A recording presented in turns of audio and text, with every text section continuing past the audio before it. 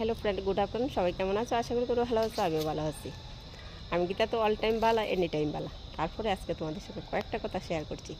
কোনো বাড়িতে যদি 2-3টা ভাই থাকে, আর 2-3টা ভাই থাকলে তো অবশ্যই বউও থাকবে। তারপরে যদি কোনো একজন ভাই দূরে থাকে, তাদের মধ্যে অসাধারণ জ্ঞান থাকে। তারা এমন হেড পণ্ডিত হয়ে যায় যে তারা যদি মানে সামান্য অল্প হলেও পড়াশোনা জানে, কিন্তু এমন একটা ভাব দেখায় গো বা দেখায়, তারা মনে হয় যেন বিশ্বের যত জ্ঞান আছে তাদের ভিতরে আছে, আর বুদ্ধি তাদের ভিতরেই আছে, কথা তারাই জানে। তারপরে যদি মাসের মধ্যে দেয় না, 6 মাসে, 9 মাসে বা 3 মাসে, 1 মাসে যখনই মা বাবাকে দেখতে হয়, বাড়ির যে তাদের মা বাবা থাকে তাদের যখন দেখতে আসে, তখন যদি হাতে করে কোনো কিছু একটা নিয়ে আসে, আর সেই বাড়ির শ্বশুর শাশুড়ি মনে করে বা আমার ছেলে বউ কত কিছু নিয়ে আসছে, অমৃত, ছেলে মনে অমৃত আর ছেলের বউ মনে মহা জ্ঞানী গুণী, রূপে লোকে গুণে সরস্বতী, এরকম একটা ভাবনা চিন্তা শ্বশুর শাশুড়ির মধ্যে থাকে। অথচ যেই বৌমার সঙ্গে সবসময় খায়, সবসময় যেই বৌমার যত্ন করে, তাদেরকে 5 টাকার দাম দেওয়ার মতো সেই মন মানসিকতা তাদের মধ্যে থাকে না। এমন একটা ভাব, বিশ্বাস করার মতো না। মনে হয় যে পৃথিবীর সমস্ত জ্ঞান তাদের মধ্যে আছে।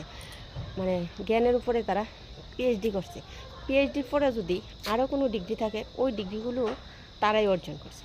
আর বাড়িতে যে সমস্ত বউরা থাকে বা অন্য সদস্যরা থাকে, তাদের ভিতরে জ্ঞান গুণ এমন কোনো কিছু নেই।